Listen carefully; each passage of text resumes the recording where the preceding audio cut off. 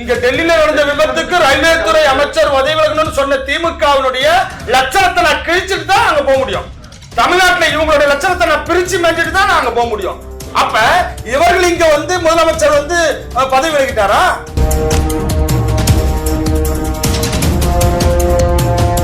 உண்மையிலேயே கும்பமேளா என்பது 50 கோடி ஏதோ இங்க நடந்த ஏர் ஷோ நடந்துச்சு பாத்தீங்களா?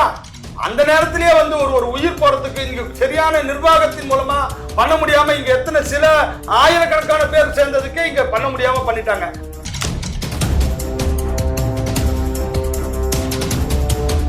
அதாவது 10 லட்சம் ரூபாய் நிதி 10 லட்சம் நிதி கொடுத்துட்டா சரியா போயிடுச்சுங்களா அந்த குடும்பத்துக்கு? கள்ளச்சாராயம் கேட்டேன், பதிலே வரல. இங்க இருந்து என்ன கள்ளச்சாராயத்துல 10 லட்சம் ரூபாய் கொடுத்தீங்க, அந்த கள்ளச்சாராயத்தை இறந்து போனாங்கல்ல, அப்ப நிர்வாக சீர்கேடு தானே, ஒத்துக்கிட்டீங்களா? பதில் சொன்னீங்களா? எங்களால கள்ளச்சாராயத்தை தடுக்க முடியல, அந்த கள்ளச்சாராயத்தை குடிச்சு இறந்தவனுக்கு 10 லட்சம் ரூபாய் கொடுக்க முடியுது அப்படின்னு நீங்க சொல்லுங்க பாப்போம்.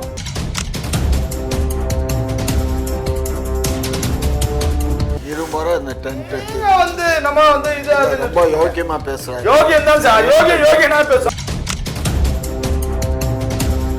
விஜய் என்கின்ற ஒரு முக்கியமான ஒரு சினிமா பிரபலம் இன்னைக்கு இருக்கக்கூடியவர் தமிழ்நாட்டு ஒரு அரசியல் கட்சி தொடங்கியிருக்காரு. அவருக்கு ஆபத்து வந்ததுன்னா நாளைக்கு பிரச்சனைகள் வருமா வராதா? அப்ப அவரை பாதுகாக்க வேண்டியது தமிழக அரசு கடமையா இல்லையா?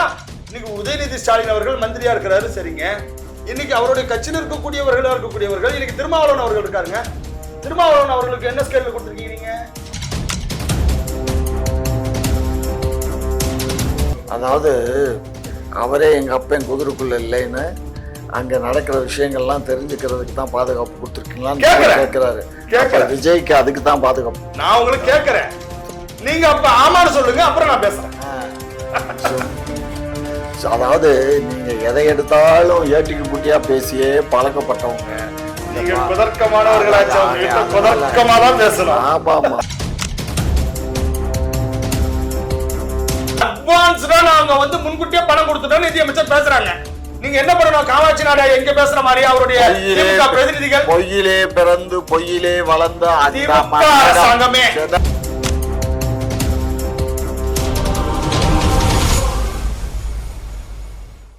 செய்திகளுக்கு அன்பு வணக்கம். நான் உங்க மனோஜ். இன்னைக்கு நம்ம விவாதத்தில் யாரெல்லாம் இன்னைக்கு கலந்துக்கிறாங்க பாத்தீங்கன்னா, பாரத மாதா செந்தில் இந்து முன்னணி கட்சி முனைவர் காமாட்சி நாயுடு திமுக அவர் நம்ம விவாதத்தில் இன்னைக்கு கலந்துக்கிறார். ஐயா வணக்கம். ஐயா வணக்கம்.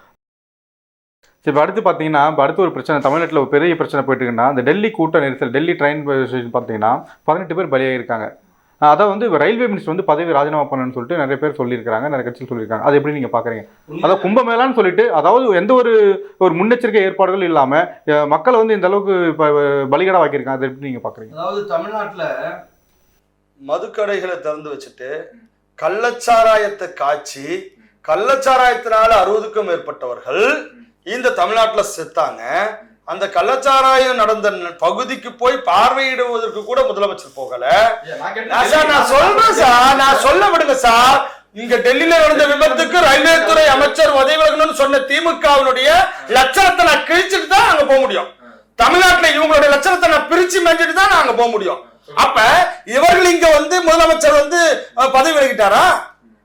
அல்லது டாஸ்மாக் துறையில் இருக்கக்கூடிய மது ஒழிப்பு துறையில் இருக்கக்கூடியவர்கள், மது விலக்கு துறையில் இருக்கக்கூடிய அமைச்சர்கள் எல்லாம் பதவி விலகிட்டாங்களா? நீங்க ரயில்வே அங்க நடந்த அந்த நிகழ்வானது வருத்தத்துக்குரியது, வேதனைக்குரியது. உண்மையிலேயே கும்பமேளா என்பது 50 கோடி ஏதோ இங்க நடந்த ஏர் ஷோ நடந்துச்சு பாத்தீங்களா? அந்த நேரத்திலேயே ஒரு உயிர் போறதுக்கு இங்க சரியான நிர்வாகத்தின் மூலமா பண்ண முடியாம இங்க எத்தனை சில ஆயிரக்கணக்கான பேர் சேர்ந்ததுக்கு இங்க பண்ண முடியாம பண்ணிட்டாங்க.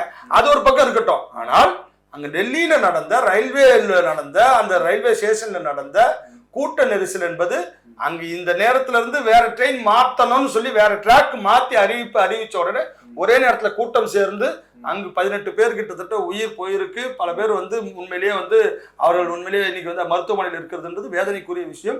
இந்த விபத்து, இந்த நிகழ்வு அங்கு நிர்வாகத்திலே அந்த நேரத்தில் இருந்தவர்கள் யார் யார் தவறு செய்திருக்கின்றார்களோ அல்லது அது சம்பந்தமான விஷயங்கள் விசாரணைக்கு உட்படுத்தப்பட வேண்டும் என்பதில் மாற்று கருத்து கிடையாது. அந்த பாதிக்கப்பட்ட குடும்பங்களுக்கான நிவாரணங்கள் கொடுக்கப்பட்டிருக்கு. அதை செய்யணுங்கிறதுல தப்பு கிடையாது.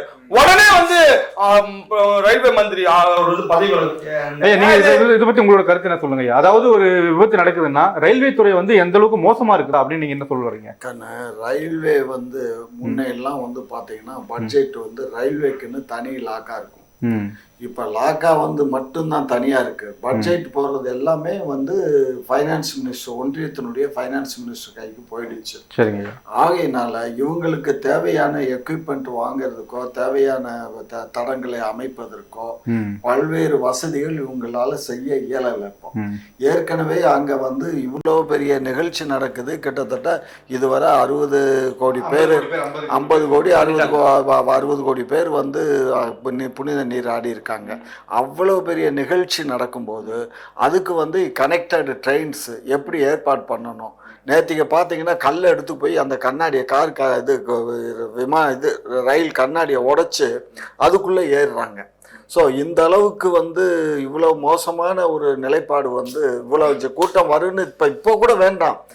ஏற்கனவே இன்னைக்கு கிட்டத்தட்ட 50 நாள் ஆயிடுச்சுன்னு நினைக்கிறேன் இல்லையா? 50 நாளா நடந்துகிட்டு இருக்கு. இனியாவது 13ஆம் தேதி இப்பயாவது அதுக்கு உடனடியா வந்து இன்னும் கொஞ்சம் நிறைய ட்ரெயின்களை ஏற்பாடு பண்ணி மக்கள் போக்குவரத்துக்கு ஈஸியா பண்ணலாம் இல்லையா? இங்க தமிழ்நாட்டுல வெளி மாநில மாவட்டங்களுக்கு போறதுக்கு வந்து நம்ம 14,000 பஸ் ஏற்பாடு பண்ணி கூட ஏதோ கொஞ்சம் காசு கூட கேட்டுட்டான் ஆம்னி பஸ்லங்கிறதுக்கு அன்றைக்கு இதே பாரதிய ஜனதா தலைகீழா நின்று கத்துச்சு. இப்போ இத்தனை பேர் போகிற ஒரு பெரிய ஃபங்க்ஷனுக்கு வந்து இவ்வளோ பேர் பண்ணியிருக்கான். ஸோ இதே மாதிரி அங்கே கும்பமேளாலையும் கிட்டத்தட்ட 80 பேர் வழியும் செத்துருக்கா. இது இன்னும் எவ்வளோ பேர் செத்தாங்களோ சொல்ல முடியாது கண்ணு. ஏன்னா நான் போயிருக்கேன் கும்பமேளாவுக்கு போன இது நடந்தப்ப. ஸோ அதனால அங்கே வந்து கூட்ட நெரிசல் சொல்லி மாளாது. சரியா? எங்கே பார்த்தாலும் ஜனமாக தான் இருக்குமே தவிர ஐயோ அதெல்லாம் வேண்டாம், விட்டுடுங்க. அந்த அளவுக்கு அவ்வளவு கூட்டத்தை கண்ட்ரோல் பண்ணி பண்ணுறதுக்கு. ரெண்டாவது தம்பி ஒன்று சொன்னாங்க, இங்கே வந்து இந்த விமானத்துக்கு வந்து சரியாக ஏற்பாடு பண்ணலன்னு. அது யாருடைய ஃபங்க்ஷனு? ஒன்றிய அரசு ஃபங்க்ஷனு. ஒன்றிய அரசு இல்லை, நீ அது பண்ணணும். பாதுகாப்பு பாதுகாப்புன்னா பாதுகாப்பு எது சரியில்லை? யாரு எவனை இங்க பாருங்க, அந்த பாதுகாப்புக்கு எங்களுக்கு சம்பந்தம் இல்லை. அந்த போலீஸ் அந்த பாதுகாப்பு கொடுத்துட்டு தான் இருந்துச்சு. அந்த நெரிசல்ல வந்து இறந்து போனது எங்க கண்ட்ரோல் இல்ல. தண்ணி எங்க கண்ட்ரோல் இல்ல. நீ ஒன்றிய அரசுல இங்க பாரு, அதெல்லாம் நீ பண்ணணும். உள்துறை அமைச்சகத்துல இருந்து இன்ஸ்ட்ரக்ஷன் கொடுக்கும் போது இங்க இருக்கக்கூடிய உள்துறை செயலாளர்கள் வந்து எந்த விதமான கூட்டமும் நடத்துறது பிரயோஜனம் இல்ல. உங்களுடைய திட்டமிடல் இல்ல. அதெல்லாம் வந்து நீங்க வந்து பண்ணணும். நீங்க வந்து அதுக்கு பேமெண்ட் கொடுத்துருக்கணும். பேமெண்ட் கொடுத்து நீங்க தண்ணி வைங்கன்னு பண்ணணும். எங்களால் எங்களுடைய திராவிட அரசாங்கத்தால் பாதுகாப்பு கொடுக்க முடியாது, நீங்க வேற ஏதாவது மாநிலத்தை நடத்திக்கோங்கன்னு சொல்லி இருந்தீங்கன்னா இந்த பிரச்சனை இல்ல. அப்ப நீங்க உள்துறை செயலாளருக்கு தெளிவாக இத்தனை நாட்களுக்கு முன்னாடியே தகவல் கொடுத்தாச்சு. அதனால அந்த கூட்ட நெரிசலையும் ஒரு ஆர்கனைஸ் பண்ண முடியல. ஆனா கும்பமேளாவில் 50 கோடி, தமிழ்நாட்டினுடைய மக்கள் தொகை எவ்வளவு சார்? ஒரு மாநிலத்தினுடைய மக்கள் தொகை எவ்வளவு? 8 கோடி பேரு. அப்ப 8 × 5 எத்தனை பாருங்க. தமிழ்நாடு மாதிரி, தமிழ்நாட்டில் இருக்க மக்கள் தொகை மாதிரி 6 மடங்கு 7 மடங்கு அதிகமான மக்கள் ஒரே நேரத்துல ஒரு நகரத்துக்குள். நல்லா தெரிஞ்சுக்கணும், நீங்க வந்து ஒரு நகரத்துக்குள்ள வந்து போகிறார்கள் என்று சொன்னால் அப்ப எவ்வளவு திட்டமிடலோடு அவர்கள் செய்துட்டு இருக்காங்க. 80 பேர் உயிரிழந்ததாக சொல்லப்படுறது. அது மட்டும் இல்ல, அச்சு பயணத்துக்கு போறாங்க. நான் கேட்கிறேன், 2 முறை அச்சு பயணத்திற்கு செல்லக்கூடியவர்கள் இதை விட அதிகம்லாம் கிடையாது. 50 கோடி எல்லாம் இல்ல, சில கோடிகள் தான். அந்த கூட்டத்திலே, அந்த நாட்டிலே கூட, அந்த நாடே ஏற்பாடு பண்ணக்கூடிய அந்த இடத்திலே கூட நூற்றுக்கணக்கானோர் உயிரிழக்கக்கூடிய நிகழ்வு நடக்குது. இது கூட்டம் அதிகமாக கூடக்கூடிய இடங்களிலே நடக்கக்கூடிய ஒரு நிகழ்வு. ஆனா இதை கொண்டு வந்து யூபி அரசாங்கம், பிஜேபி அரசாங்கம், கும்பமேளா, உடனே சனாதனவாதிகள் இந்த மாதிரி உடனே கண்ணாடியை உடைக்கிறாங்க. ஏங்க தினந்தோறும் பஸ் கண்ணாடி உடைக்கிறான், தினந்தோறும் இங்க வந்து குடிச்சிட்டு போயிட்டு ஒவ்வொரு கடைகள்ல அடிச்சு உடைச்சிட்டு இருக்கிறான். தினசரி இந்த நாட்டுல வந்து அளந்தாங்கல்ல ஒரு போலீஸை கற்பழிக்க, பெண் போலீஸை கற்பழிக்க பார்த்திருக்கிறான். இங்க இருக்கக்கூடிய சென்னை கருகாமையில் இருக்கக்கூடிய முடிச்சூர்ல ஒரு பெண் போலீஸினுடைய கையை எடுத்து போயிருக்கான். எவ்வளவு சட்ட ஒழுங்கு சீர்கட்டு இருக்கக்கூடிய தமிழ்நாட்டில் நீங்க போய் ஏதோ ட்ரெயின்ல வந்து கள்ளத்துக்கு உடைச்சாங்களாம். உடச்ச உடனே இந்த பிரயாக்ராஜ் விஷயத்துல இவங்க சரியா ஆர்ப்பாடு பண்ணல. இல்லைங்க, அப்ப நீங்க சொல்றீங்க இல்லையா, நீங்க இவ்வளவு சொன்னீங்க. ஆனா பாத்தீங்கன்னா விவிஐபிக்கள் வந்து பாத்தீங்கன்னா அவங்க எல்லாம் சௌகரியமா தான் போயிட்டு வந்துட்டு இருக்காங்க. அப்போ விஐபினா ஒரு இது வந்து சாதாரண மக்கள்னா ஒரு வழிங்களா சொல்லுங்க. நான் வந்து கார்டு எடுத்துட்டு இதே ஆப்பிள் நிறுவனத்தோட ஓனர் அவங்க வந்து கலந்துருக்காங்க, அம்பானி கலந்துருக்காங்க, அதானி எல்லாம் கலந்துருக்காங்க. அவங்க யாரும் உயிர் பலி எதுவும் இல்லையே. சென்னையில உயிர் பலி அவனும் இல்ல சார். அதாவது என் மக்கள் அப்பாவி மக்கள் தான் உயிரிழந்து போறாங்க. அப்பாவி மக்களுக்கு ஒரு நிலைமை, அதாவது விஐபிகளுக்கு ஒரு நிலைமைன்றீங்களா? ஒரு விஷயம் நல்லா தெரிஞ்சுக்கணும். நீங்களே விஐபின்னு சொல்றீங்க. அப்ப இந்த ஒரு குறிப்பிட்ட ஒரு விஷயம் தெரிஞ்சுக்கோ. விபத்துல இன்னைக்கு நாட்டுல இருக்க முதலமைச்சர்ல இருந்து பல பேர் உயிரிழந்திருக்கிறாங்க. அதனால வந்து உயிரிழப்பு, விபத்து, சதி இதெல்லாம் வந்து இவர்கள் அவர்கள்லாம் கிடையாது.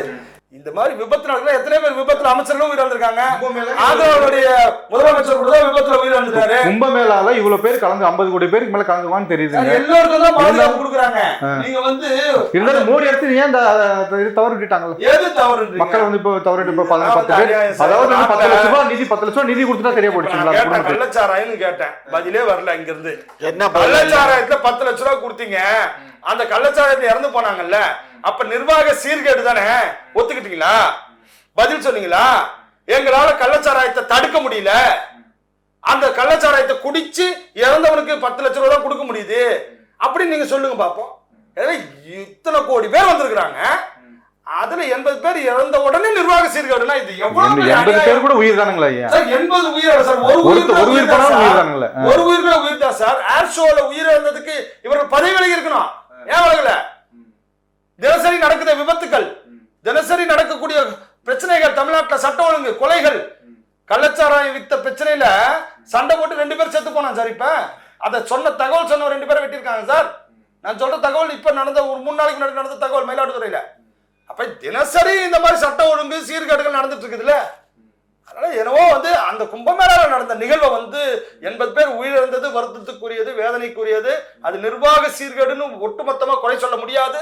அங்கு நடந்த கூட்ட நெரிசல்களிலே அங்கு நடந்திருக்கக்கூடிய சில தவறுகள், அவர்களுக்குள்ள இருக்கக்கூடிய கூட்டத்தில் வரக்கூடியவர்கள் முறையாக இல்லாமல் கூட்டத்தில் தள்ளுமுள்ள ஏற்பட்டலாம், அவர்கள் உடல் ரீதியாக பாதிக்கப்பட்டவர்களாக இருக்கலாம். இப்படி பல காரணங்கள் இருக்கு சார். நீங்க உடனே நிர்வாகத்தை சொல்ல 50 கோடி பேர்லாம் வாய்ப்பே இல்லை. உலகத்திலே எந்த நிகழ்ச்சியும் இப்படி நடந்தது இல்லை. இதெல்லாம் நீங்க வந்து நோட் பண்ணணும். உலகத்துல இவ்வளவு பெரிய கூட்டம் ஒரு நிகழ்ச்சி ஒரு விஷயத்துல ஒரு ஊர்ல நடந்ததுன்னா அது பிரயாக்ராஜ் நடந்த கும்பமேளா. அப்படிப்பட்ட ஒரு சிறப்பான நிகழ்வு நடந்திருக்கு சார். அவ்வளவு ஏற்பாடு சார், அவ்வளவு மெனக்கட்டு, அவ்வளவு டென்ட், வரவங்களுக்கு தங்குமிடம். இருமுறை இந்த டென்ட் வந்து நம்ம வந்து இது ரொம்ப யோகியமா பேசுறாங்க. யோகியம் தான் சார், யோகியனா பேசுறாங்க. 2 முறை தீ பிடிச்சிச்சு, முந்தா நாள் தீ பிடிச்சிருச்சு, ஒரு 15 நாளைக்கு முன்னாடி தீ பிடிச்சிச்சு. அது எப்படி தீ பிடிச்சிச்சு? அது கேட்டாக்க கேஸ் சிலிண்டர் வெடிச்சிச்சுன்னா, இதுக்கு என்னடா அப்படின்னாக்க யாரோ தீய வச்சு விட்டான். அதாவது இவங்க கட்டுக்கதை கட்டுறதுல பாரதிய ஜனதாவுக்கு மிஞ்சி இந்த உலகத்துல யாருமே இல்லை. ஸோ அதனால அவங்க எதை வேணாலும் புனையப்பட்ட கட்டுக்கதை எல்லாம் ஆமா இந்த கூட்ட நெரிசல்ல இருந்திருக்காங்க. இவ்வளவு சிறப்பா யாராலும் ஏற்பாடு பண்ண முடியாது சார். உண்மையிலேயே சொல்ல போனா அவ்வளவு சிறப்பா ஏற்பாடு பண்ணிருக்காரு யோகி அவர்கள். இன்னொரு பியூட்டி என்ன தெரியும், வாழ்த்துக்கள் சொல்லணும். நீங்க விஐபிக்கு தனி வழி கிடையாது அப்படின்னு ஏற்கனவே பல முறை சொன்னாங்க. உள்துறை அமைச்சர் திரு அமித்ஷா கூட சொன்னாங்க விஐபிகளுக்கு தனின்னு. ஆனா இப்ப விஐபிகள் தனியா தானே போய் குளிச்சுட்டு வர்றீங்க. தனியான ஒரு இடத்த இது வந்துங்க ஒரு விஷயம் நல்லா தெரிந்து கொள்ள வேண்டாம். இவங்க எப்படி பேசுறாங்கன்னா, மு.க. ஸ்டாலின் அவர்கள் என்ன பண்ணுங்க, தனியா வந்து நான் சொல்ற இடத்துக்கு கூப்பிடுவாங்க, நான் சொல்ற ஏரியாவுக்கு அவர் தனியா அனுப்புவீங்களா? ஏங்க விஜய் அவர்கள் போக முடியாது, பாதுகாப்பு எங்களால் கொடுக்க முடியாது. ஏன் சொன்னீங்க? நீங்க பாதுகாப்பு பரந்தூர் போனாக்க எங்களால பாதுகாப்பு கொடுக்க முடியாது சொன்னீங்களா இல்லையா? அது அரசியல்னாக்க அப்ப என்ன பாதுகாப்பு? இப்ப நீங்க இப்ப வரணும், இங்க பாதுகாப்பு ஒரே ஒரு அமித்ஷா போனா பாதுகாப்பு கொடுக்கணும்ல, மற்றவர்கள் போனா பாதுகாப்பு கொடுக்கணும்ல, அங்க போனாக்க விஐபி அப்படின்னு சொல்லிருங்க. அப்ப இங்க வந்தாக்க இங்க இவங்களுக்கு கொடுக்க வேண்டியது பாதுகாப்பா? எல்லாம் சார். யாரா இருந்தாலும் பாதுகாப்பு கொடுக்கணும், அதுக்கு தனி ஏற்பாடு பண்ணிதான் ஆவாங்க. அப்புறம் ஏன் சொல்லணும் விஐபி தனி வழி இல்லைன்னு சொல்லணும்? விஐபிங்கிறது வந்து அவங்களுக்கான ஒரு தனி பாதுகாப்புன்றது வேற, மரியாதைன்றது வேற. அது வேற. தனி பாதை இல்லைன்னு சொன்னாரு மு.க. ஸ்டாலின் அவர்கள். அதெல்லாம் நீங்க ஒத்துக்க மாட்டீங்க. மு.க. ஸ்டாலின் அவர்களுக்கு வந்து Z பிரிவு பாதுகாப்பு எதுக்கு சார்? அவருடைய இந்த மாநிலத்துல அவருக்கு பாதுகாப்பு இல்லையா? நாங்களே எழுதி காட்டுறோம். அவருடைய அரசாங்கத்து மீது நம்பிக்கை இல்லையா சார் அவருடைய காவல்துறை அவர் நம்பிக்கை இல்லையா இங்க பாருங்க அவருக்கு பாதுகாப்பு விளக்கிடுங்க. தமிழ்நாட்டுல நான் தான் முதலமைச்சர், இங்க பாருங்க என்னுடைய ஆட்சி இது, எனக்கு நம்பிக்கை இருக்கு, நான் அதனால வந்து பாதுகாப்பு வேணும்னு சொல்லிடுவீங்களா நீங்க? ரொம்ப நடிக்காதீங்க சார். பாருங்க நாங்க கேட்கல, நீங்களா கொடுத்துருக்கீங்க. அவ ஏன் வேணாம்னு சொல்லுங்க, நீ வேணாம்னு சொன்னாக்க நாங்க விஜய்க்கு வந்து ஒய் பாதுகாப்பு ஒரு கட்சி ஆரம்பிச்சு 15 நாள் கூட ஒரு வருஷம் ஆயிருக்கு. அவனுக்கு ஒய் பாதுகாப்பு கொடுக்குறாங்க. ஸோ ஒய் பாதுகாப்பு கொடுக்குறாங்கன்னா என்ன காரணம்? எல்லாம் அதாவது ஒரு பழமொழி சொல்லுவான் கிராமத்தில், அவருக்கு தெரியும், சோழியம் குடும்பி சும்மா ஆடாது, சோழியம் குடும்பி சும்மா ஆடாது. அது மாதிரி விஜய்க்கு வந்து இவங்க கொடுத்ததுனால இப்போ இவங்க கூட்டணிக்கு உள்ளே இழுக்கணும், இல்லைன்னா மிரட்டணும், ரெண்டில் எதையாவது செய்யணும். வரக்கூடிய 26 தேர்தலில் எப்படியாவது தமிழ்நாட்டில் இவங்க விலை போகணும், அதுக்குரிய ஏற்பாடுகளை செய்யறாங்க. விஜய் அவர்கள் வந்து நீங்க மிரட்டி வச்சிருக்கிறதா வந்து ஒரு குற்றச்சாட்டு சொல்றாரு ஐயா. விஜய் அவர்களை வந்து பாஜக பக்கம் இழுக்கிறதா ஒரு கேள்வி ஒண்ணு வைக்கிறாரு. போல திமுக அள்ளி விடுற மாதிரி அள்ளி விடுறாரு. அமீர் கான் பாதுகாப்பு இருக்கு, ஷாருக் கான் பாதுகாப்பு இருக்கு. இவங்க எல்லாம் என்ன எந்த கட்சியில இருக்கிறாங்க, இல்ல எந்த கட்சி தொடங்கிட்டாங்க சார்? இன்னைக்கு தமிழ்நாட்டினுடைய ஒரு திரைப்படத்துறையில் இருக்கக்கூடிய ஒரு டாப் மோஸ்டாக இருக்கக்கூடியவராக இருக்கக்கூடிய விஜய், அவர் அரசியல் கட்சி தொடங்கி மக்கள் மத்தியில சந்திக்க போகும்போது பரந்தூர் பகுதிக்கு போகணும்னா பாதுகாப்பு கொடுக்க முடியாதுன்னு நீங்க சொன்னீங்க. என்ன காரணம்? அவர் வந்தா கூட்டம் சேருதுங்கிறது நீங்க தான் சொன்னீங்க. நீங்களே காமாட்சி நாயுடு அண்ணனே பேசினாரு. அப்ப பாதுகாப்பு கொடுக்க முடியாதுன்னு என்ன அர்த்தம்? திடீர் அவருக்கு ஏதேனும் அச்சுறுத்தல் வந்ததுனாக்கா அப்புறமா என்ன சொல்லுவீங்கன்னா, மத்திய அரசு பாத்தீங்களா இவர்கள் பாதுகாப்பு கொடுத்திருக்கலாமே, இவர்களுடைய உளவுத்துறை என்ன பண்ணுச்சு? அப்ப இப்படிப்பட்ட ஒரு இந்தியாவில் இருக்கக்கூடிய ஒரு விஐபி, தமிழ் மாநிலத்தில் இருக்கக்கூடிய ஒரு விஐபி, அவருக்கு ஒரு பிரச்சனை வருது, அரசியல் கட்சி தொடங்கி இருக்காரு, அவர் பொது இடத்துக்கு போறாரு, நாளைக்கு பொதுக்கூட்டங்களுக்கு போவாரு, பொது இடங்களுக்கு போவாரு, பொதுமக்களை சந்திப்பாரு. அப்ப அவருக்கான உரிய பாதுகாப்பை தமிழக அரசு அரசியலுக்கு அப்பாற்பட்டு செய்திருக்க வேண்டியதை மத்திய அரசு அவருடைய பாதுகாப்பு என்பது ஒரு முக்கியமான ஒரு தலைவருடைய பாதுகாப்பு என்று கருதி கொடுத்ததை அரசியல் ரீதியாக நீங்க கொடுக்கலங்கிறத நினைச்சு அவமானப்பட்டிருக்கணும் திமுக அரசு. உங்களால பாதுகாப்பு கொடுக்க முடியலன்னு நினைச்சு அவமானப்பட்டிருக்கணும். பரந்தூர் விமான நிலைய இடத்துக்கு பார்க்கும் போது நாங்க பந்தோபஸ்து கொடுக்காம நீங்க கொடுத்தீங்கல்ல, பந்தோபஸ்து கொடுத்தீங்கல்ல. ஆனால் அவர்கள் என்ன சொன்னாங்க காரணம்? அங்க பாதுகாப்பு கொடுக்கறதுக்கான சூழ்நிலைகள் இவர் வந்தா கஷ்டம்னு சொல்லிட்டு நாங்க சொல்ற மண்டபத்துல போய் அடைச்சிங்க சார். நீங்க கொடுத்த பாதுகாப்பு லட்சணம் எங்களுக்கு தெரியாதா? பரந்தூர் மக்களை சந்திக்க விட்டீங்களா? பரந்தூருக்கு உள்ள போட்டீங்களா? சரி, இதே திமுக தாங்க ஒரு மாநாடு நடத்தும் போது பாதுகாப்பு கொடுத்துச்சு. மாநாடு விஜய் அவர்கள் மாநாடு நடத்தும் போது இதே திமுக கட்சி தான் வந்து பலத்த போலீஸ் பாதுகாப்பு கொடுத்தாங்க. எந்த அசம்பாவிதம் நடக்கல. நீங்க மறுக்கிறீங்களா சார்? அசம்பாவிதம் நடக்கலங்கிறது அல்ல, நெருக்கடிகள் கொடுக்குறீங்க. என்ன காரணம் சொல்றீங்க? விஜய் வந்தா கூட்டம் வரும்னு சொல்றீங்க. அப்ப விஜயை சுத்தி பாதுகாப்பு போடுறோமா? பாதுகாப்பு திமுக தரலன்னு சொல்றீங்க இல்லையா? அதுக்கான சாட்சி இதுதானே. பரந்தூருக்கு பாதுகாப்பு ஒரு பக்கம் சார், விஜய்க்கு பாதுகாப்பு. விஜய் என்கின்ற ஒரு முக்கியமான ஒரு சினிமா பிரபலம் இன்னைக்கு இருக்கக்கூடியவர் தமிழ்நாட்டு ஒரு அரசியல் கட்சி தொடங்கியிருக்காரு. அவருக்கு ஆபத்து வந்ததுன்னா நாளைக்கு பிரச்சனைகள் வருமா வராதா? அப்ப அவரை பாதுகாக்க வேண்டியது தமிழக அரசு கடமையா இல்லையா? இன்னைக்கு உதயநிதி ஸ்டாலின் அவர்கள் மந்திரியா இருக்கிறாரு, சரிங்க. இன்னைக்கு அவருடைய கட்சியில் இருக்கக்கூடியவர்கள் இன்னைக்கு திருமாவளவன் அவர்கள் இருக்காருங்க. திருமாவளவன் அவர்களுக்கு என்ன ஸ்கேல்ல கொடுத்திருக்கீங்க நீங்க? திருமாவளவன் அவர்கள் ஒரு அரசியல் கட்சியினுடைய தலைவர் தானே, ஒரு எம்பி தானே. அதே மாதிரி எம்பி எவ்வளவு பேர் இருக்கிறாங்களே, ஏன் அவருக்கு பாதுகாப்பு கொடுத்தீங்க? என்ன காரணம் இருக்கு? அப்ப நீங்க அரசியலுக்காக திருமாவளவனை சுத்தி என்ன நடக்குன்னு தெரிஞ்சுக்க கொடுத்தீங்களா? திருமாவளவன் கூட்டம் விட்டு ஓடி போயிட போறாரோ அப்படின்னு பயந்துகிட்டு அவரை சுத்தி 4 போலீஸ் போட வச்சிருக்கீங்களா? துப்பாக்கி ஏந்திய போலீஸ எதுக்கு சார் போட்டு வச்சிருக்கீங்க? சொல்லுங்க பாப்போம். அதாவது அவரே எங்க அப்பன் குதிரைக்குள்ள இல்லைன்னு அங்க நடக்கிற விஷயங்கள்லாம் தெரிஞ்சுக்கிறதுக்கு தான் பாதுகாப்பு கொடுத்துருக்கீங்களான்னு கேட்கிறாரு. விஜய்க்கு அதுக்கு தான் பாதுகாப்பு. நான் உங்களுக்கு கேட்கிறேன், நீங்க அப்ப ஆமான்னு சொல்லுங்க, அப்புறம் நான் பேசுறேன். அதாவது நீங்க எதை எடுத்தாலும் ஏட்டிக்கு பூட்டியா பேசியே பழக்கப்பட்டவங்க. நீங்க குதர்க்கமானவர்களாச்சா, குதர்க்கமா தான் பேசணும். ஆமா ஆமா. அடிப்படையிலே இவங்க என்னன்னா மத்திய அரசு என்ன, இங்க இருக்கக்கூடிய நிதி கமிஷனுடைய வேலைகள் என்னன்றது இவங்க சொல்ல முடியும். அதான் மக்கள் வந்து எவ்வளவு தூரம் முட்டாள்னு ஆகுவாங்க. மத்திய அமைச்சர் நிதி ஒதுக்கலங்க, இது நல்லா தெரிஞ்சுக்கோங்க. இது ஒரு கான்ஸ்டிடியூஷன் பாடி, ஒரு நிதி அமைச்சகத்துல இத வந்து அவங்க முடிவு பண்ண முடியாது. யாரு? மோடி அவர்கள் முடிவு பண்ண முடியாது, நிர்மலா சீதாராமன் அவர்கள் முடிவு பண்ண முடியாது. இந்த மாநிலத்துக்கு எவ்வளவு நிதி ஒதுக்கணும், என்னென்ன திட்டங்கள் போடணும்ன்றத இதற்கான நிதி கமிஷன் மூலமாக அந்தந்த மாநிலத்தினுடைய நிதி அமைச்சர்கள் எல்லாம் சேர்ந்த ஒரு பாடி, கான்ஸ்டிடியூஷன் பாடி. அந்த கான்ஸ்டிடியூஷன் பாடியில தான் டிசிஷன் எடுக்கிறாங்க. எங்க எங்களை பேச வரீங்க? சும்மா இருங்க.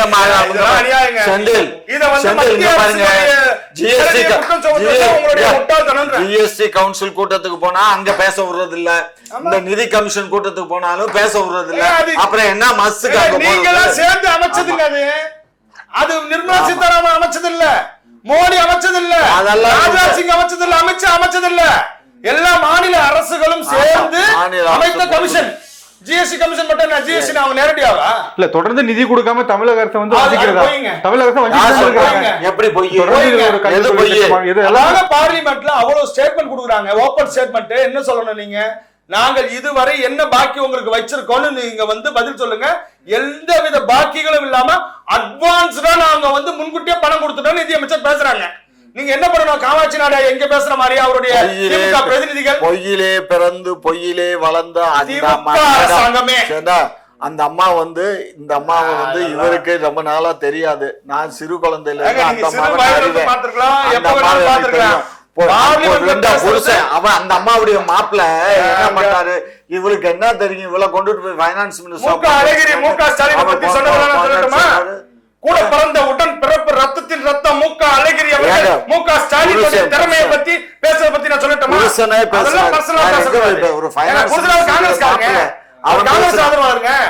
சீதாராமன் அவர்கள் அவர் ஒரு சிஏ, அவர் ஒரு கருத்தை சொல்லலாம். அதுக்காக நிர்மலா சீதாராமன் அவர்கள் பாரதிய கட்சியினுடைய நிதி அமைச்சராக இருக்கக்கூடிய அவருடைய நிலைப்பாடு சொல்றாரு. அவர் குடும்பத்தில் இருக்கவங்க சொன்னாங்க விசிட்டர் மாதிரி பாரதிய ஜனதா கட்சி. நானும் அங்க உட்கார்ந்து இருப்பேன் டெல்லியில. அப்போ வரும் போகும் இந்த அம்மா வந்து போயிட்டு இருக்க அப்படின்னு சொல்லிட்டு அது வாஜ்பாய் காலத்துல. அதுக்கப்புறம் என்னாச்சு, கொஞ்சம் அங்க போன உடனே வடநாட்டுல போனதுக்கப்புறம் ஹிந்தியில சரளமா பேச தெரிஞ்சிச்சு. பேசுதுங்கிற ஒரே காரணத்துக்காகத்தான் அந்த அம்மா ஸ்போக் பர்சனா மோடிஜி கொடுத்தாரு, அது வந்து ஸ்போக்ஸ் பர்சனா கொடுத்தாரு. அது கொடுத்த உடனே காக்கா உட்கார பணம் பழம் இந்த மாதிரி அரசு ஃபார்ம் ஆயிடுச்சு. அரசு ஃபார்ம் பண்ண உடனே அந்த அம்மாவுக்கு நிதி அமைச்சர் கொடுத்தாங்க. அதுக்கப்புறம் ஒரு திறமையான நிதி அமைச்சரை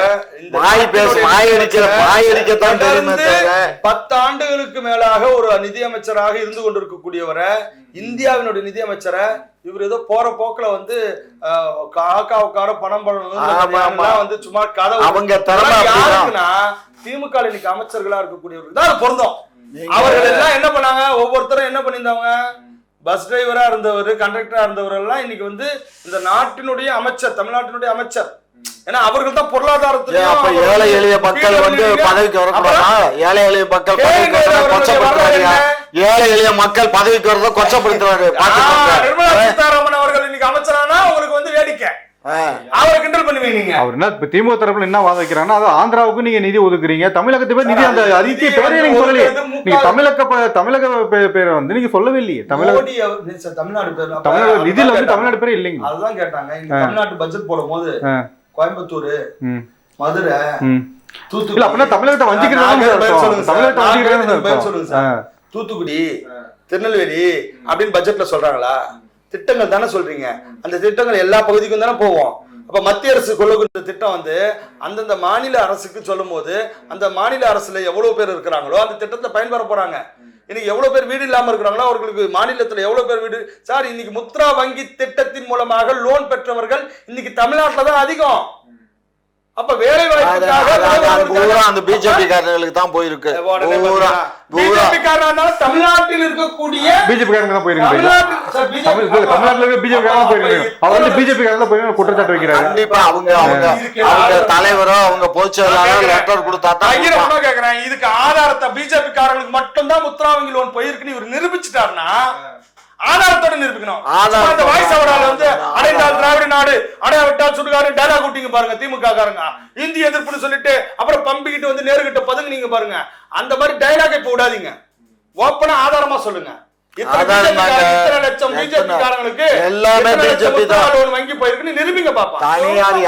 யாருக்கும் பொதுமக்களுக்கு இந்த பணம் போகல. அவங்க கட்சியை சேர்ந்த நண்பர்களுக்கும் தொண்டர்களுக்கும் அவங்களுக்கு தான் போயிருக்கு. வியாபாரிகள் 20,000 50,000 வாங்கினவர்கள் வரலாறு இருக்கு, ஆதாரம் இருக்கு, ரெக்கார்டு இருக்கு. அதெல்லாம் கிடையாது. இவர் சொல்ல கிடையாது. சரி இப்ப நான் கேக்குறேன், திமுக அரசாங்கம் திமுக கட்சி நீங்க பொதுமக்களுக்கு இந்த முத்ரா வங்கியின் மூலமா மத்திய அரசு கொடுக்குற திட்டத்தை நீங்க செயல்படுத்திக்கலாமா வேண்டாமா? திமுக கட்சி என்ன நாக்க வச்சிட்டு இருக்குதா? வீட்டுல உட்காந்துட்டு வெளில உட்காந்துட்டு சும்மா வேடிக்கை பார்த்துட்டு இருக்கீங்களா? திமுக கட்சி எதுக்கு இருக்கு? மத்திய அரசு திட்டம் தானே. மத்திய அரசு திட்டம் இது. மோடி அவர்களை விட்டுருங்க. மத்திய அரசு திட்டம் முத்ரா வங்கியின் மூலமா 10,000 ரூபாய் உங்களுடைய ஏழை எளிய மக்களுக்கு கிடைக்கிறாங்க. இந்த அரசாங்கம் கொடுக்குது மத்திய அரசு. நீங்க வாங்கி அவருக்கு உதவி பண்ணிருக்குமா வேண்டாமா? உதவி பண்ணலாம்னு ஒத்துக்கிறீங்களா? எங்க நான் 10 தடவை அலைய வைப்பானே. ஒன்றும் இல்லையா, இன்னைக்கு காலையில என்னுடைய அக்கௌண்ட் வந்து இந்தியன் பேங்க்ல வந்து இதாயிடுச்சு. அதாவது ஏடிஎம்ல பணம் எடுத்துட்டு இருக்கோம், போயிட்டு இருக்கோம். ஆனா வந்து செக்கு கொடுத்தா செக் ரிட்டர்ன் ஆயிடுச்சு. ஏப்பா செக் ரிட்டர்ன் ஆயிடுச்சுன்னா உங்க செக்கு புக்கு ரொம்ப நாளா நீங்க யூஸ் பண்ணல, அதனால நீங்க இதுக்கு ஒரு ஃபார்ம் ஃபில்அப் பண்ணி ஆதார் கார்டு இதெல்லாம் கொடுங்கன்னா சரின்னு சொல்லி இதெல்லாம் ரெடி பண்ணி எல்லாமே ரெடி பண்ணி கொடுத்தாச்சு. கொஞ்சம் இருங்க ஐயா, எல்லாமே காலையில கொண்டு போய் கொடுத்தாச்சு. கொடுத்தா ஐயா உங்களுக்கு இதுல வந்து ஆதார் கார்டு உடைய டப்பை வைக்கணும் அப்படின்னு சொல்லி எடுத்துட்டு வந்தான். லைட் எரியல. என்னப்பா லைட் எரியலைன்னா அவர் அசிஸ்டன்ட் மேனேஜர் அக்சஸ் கொடுக்கணும், அதனால அந்த இது சிஸ்டம் வந்து ஒர்க் பண்ணலை. ஐயா நீங்கள் போயிட்டு இன்னொரு தடவை, இது 4வது தடவையா போயிட்டு இன்னொரு தடவை வாங்கங்கிறான். இதுதான் இன்னைக்கு இருக்க நேஷனலைஸ்டு பேங்குடைய நிலை. புரிஞ்சுக்கோங்க. இது உண்மை இல்லைன்னு சொல்லாதீங்க. இந்த பேப்பர் நான் அந்த இதில் என்னுடைய ரூமில் கேபினில் வச்சுருக்கேன், வேணா எடுத்து பாருங்க. நான் போயிட்டு வந்தேனா இல்லையாங்கிறத தெரிஞ்சுக்கோங்க. என்னன்னா இன்னைக்கு இருக்க ஒன்றிய அரசு எல்லா செயல்பாடுகளும் அவங்க கட்சிக்காரனுக்காகவும் அவங்களுக்காக தான் அந்த ஒன்றிய அரசு வங்கிகளை போல வழி நடத்துதே தவிர இது பொதுமக்களுக்கான வங்கி இல்லை. அது வந்து அவங்களுக்கான வங்கி. பொதுமக்கள் எல்லாம் வந்து என்ன பண்ணாரு, நீங்க எல்லாம் பேங்க்ல அக்கௌண்ட் ஓபன் பண்ணுங்கன்னு மோடி வந்த உடனே சொன்ன உடனே ஏழை பாலை எல்லாம் 500 ரூபாய் கட்டி எல்லாம் பேங்க்ல அக்கௌண்ட் ஓபன் பண்ணாங்க. என்னாச்சு 2000 ரூபாய் அவர்களுக்கு ஒவ்வொரு 4 மாதத்துக்கு விவசாயிகளுக்கெல்லாம் இவங்க கிட்ட கமிஷன் வாங்கிட்டு கொடுக்காம நேரடியா வந்துருச்சு. ஏங்க ஏன் இந்த அக்கௌண்ட் ஓபன் பண்ண சொன்னார்னா இவங்களை அவ்வளவுதான் நம்ப முடியும் சொன்னார் ராஜீவ் காந்தி. ஒரு ஐஸ் கொடுத்தோம்னா என்ன ஆகும்னா திமுக வரும்போது வெறும் குச்சை கொண்டு போய் மக்கள் கொடுப்பாங்க, ஐஸ் நக்கிடுவாங்க. அதனாலதான் மோடி அவர்கள் இவர் ஐஸ் நக்க விடாம நேரடியாக அந்த ஐஸ் என்ன பண்றாங்க, மக்களுக்கு கொண்டு சேர்த்தவர் மோடி. 2000 ரூபாய் 6000 ரூபாய் விவசாயிகளுக்கு நேரடியாக வங்கி கணக்கில் கொடுக்கக்கூடிய அற்புதமான திட்டம் வருதுன்னு சொன்னா அதுக்கு காரணம் மோடி அனைவருக்கும் வங்கி திட்டம் கொண்டு வந்தது. அந்த வங்கியில அக்கௌண்ட் ஓபன் பண்ணது கிட்டத்தட்ட 1.5 கோடி மக்கள் ஓபன் பண்ணாங்க. இப்ப கிட்டத்தட்ட ஒரு 100 பேருக்கோ 150 பேர்த்துக்கோ தான் அந்த 6000 ரூபாய் கொடுத்தான். அந்த 2000 ரூபாங்கிறது ஒரு 50 பேர்த்துக்கு தான். இது எல்லாமே வங்கியில இருக்கு. எல்லாத்தையும் மக்கள்கிட்ட கேளுங்க. எந்த மக்களாவது விவசாயிகிட்ட கேளுங்க 6000 வந்துச்சான்னு. இல்ல 1000 ரூபாய் கொடுத்துட்டு இருக்கீங்கல்ல, நாங்க 1000 ரூபாய் 1 லட்சம் 1 கோடி 50,000 பேருக்கு மோடி எல்லாருக்கும் வங்கி கணக்கு தொடங்கிட்டாருன்னு சொன்னீங்கல்ல, நீங்க 1000 ரூபாய் டான் டான் பட்டன் அமுக்குறீங்க. ஆமா கொடுக்குறோம்ல. 1000 ரூபாய் எங்க போகுது சார்? வங்கி கணக்குல தானே சார் போகுது. அந்த வங்கி கணக்கு தொடங்குனது அனைவருக்கும் மோடி அவர்கள் தொடங்கலனா நீங்க அப்படி கொண்டு போயிருக்க முடியுமா? எங்க பாத்தீங்களா? இதுதான் பிஜேபி. இதுதான் பிஜேபி. சிஸ்டத்தை கொடுப்பது மோடி, அதை பயன்படுத்தி மக்களை ஏமாற்றுவது, மக்களுக்கு நாங்க தான் கொடுத்தோம் ஸ்டிக்கர் ஓட்டுவது திமுக. அனைவருக்கும் வங்கி இல்லை என்று சொன்னால், வங்கி கணக்கு இல்லை என்று சொன்னால் இவர்களுடைய திட்டங்கள் கொண்டு போய் சேர்க்க முடியாது. அப்ப அததான் மோடி அவர்கள் வந்து ரொம்ப அற்புதமாக அனைத்து மக்களுக்குமான வீடு, அனைவருக்குமான வங்கி கணக்கு, அனைவருக்குமான தண்ணீர் தேவை, அனைவருக்குமான சோலார் சிஸ்டம், சூரிய மின்சாரத்தின் மூலமாக அனைவருக்குமான மின்சாரம். இவர்கள் இன்னைக்கு வெளி மாநிலங்கள்ல இருந்து வாங்கி கமிஷனை அடுக்கி லஞ்சத்தை போட்டு பெருக்கி அதன் மூலமா இன்னைக்கு என்ன பண்றாங்க, மின்சாரத்தை கொடுத்துட்டு இருக்காங்க. ஏன் சோலார் சிஸ்டத்தை நீங்க நடைமுறைப்படுத்தி மக்கள் கொண்டு போற? பிரதமருடைய டிரெஸ் கோடுக்கு மாசத்துக்கு 29 லட்சம் ரூபாய் செலவு பண்றாங்க சார். அதை ஏலம் விட்டு ஏழை எளிய மக்களுக்கு, ஏழை எளிய மாணவர்களுக்கு அதை ஏலம் விட்டு அதே மாணவர்களுக்கு என்ன பண்றாங்க, அவர்களுக்கு உதவி பண்ணிட்டு இருக்கிறார். அவருக்கு வர பரிசு பொருட்கள்லாம் இவர்களுடைய டிரெஸ் கோடுக்கு 29 லட்சம் மாசத்துக்கு. அது தவிர அவர் விமானத்துல போயிட்டு வந்தார் பாருங்க, அது வந்து கிட்டத்தட்ட 60 லட்சம் கோடி.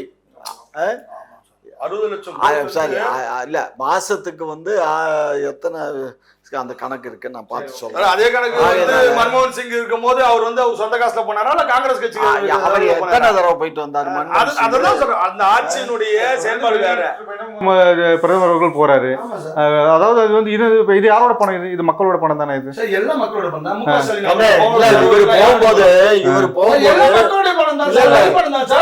மக்கள் பிரதிநிதிகளாக மக்களால் தேர்ந்தெடுக்கப்பட்டவர்கள் மக்கள் சேவையாற்றி ஒரு ஆட்சி நிர்வாகம் நடத்தும் போது அவர்களுக்கான செலவு. இன்னைக்கு காருக்கு யாரு டீசல் போடுறாங்க? அவர் போடுறா கட்சி போடுறா?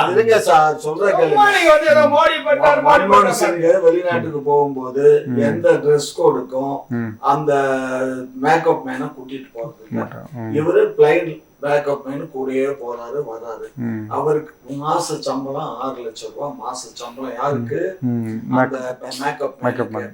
இவர் போற நாட்டுல போறோம், அவர் தனியா தங்க வைக்கிறதுக்கு அவருக்கு தனியா ரூம். அது எல்லாம் மாநில அரசு தான், அந்த இந்திய ஒன்றிய அரசு தான் கொடுக்குது. இது மாதிரி அதாவது இதுவரை இந்த மாதிரி ஒரு ட்ரெஸ் போடுறதுல இப்படி ஒரு பைத்தியத்தை நம்ம எந்த நாட்டிலும் பார்த்தது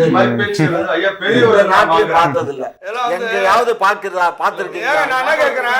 மண்ட வழுக்க வந்துச்சுன்னா மண்ட வழுக்கையை காட்ட முடியாத முதலமைச்சர், மண்டையினுடைய வழுக்கையை காட்டாத டோப்பா போட்டுட்டு இருக்கக்கூடிய முதலமைச்சர், அதெல்லாம் கேக்குதா? அதெல்லாம் வேணுமா? அவரு பாருங்க, அதுக்காக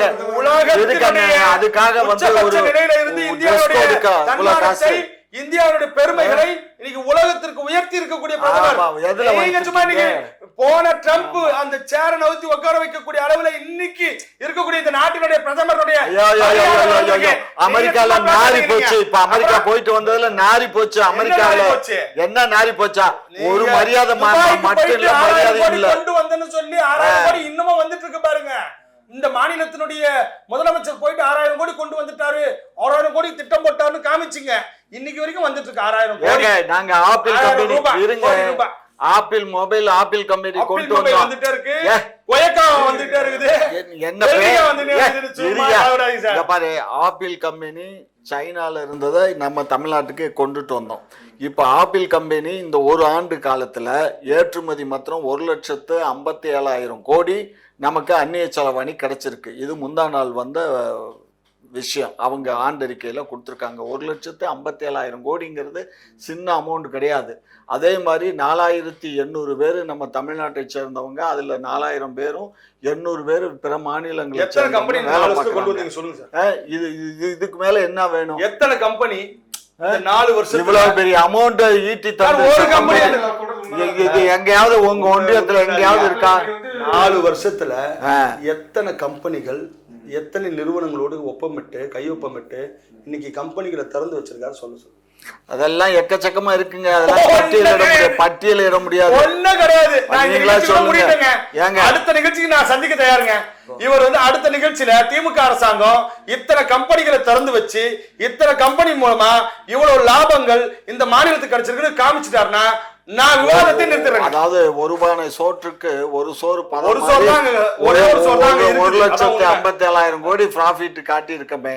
இதுக்கு மேல என்ன கிடையாது சார். திமுக அரசாங்கம் வந்து சும்மானா இப்படியே சொல்றதுதான். செந்தில் அவர்களுக்கு நன்றி. ஐயா உங்களுக்கு மிக்க நன்றி. மீண்டும் வேறொரு விவாதத்தில் நான் வந்து உங்களை சந்திக்கிறேன். நன்றி, வணக்கம்.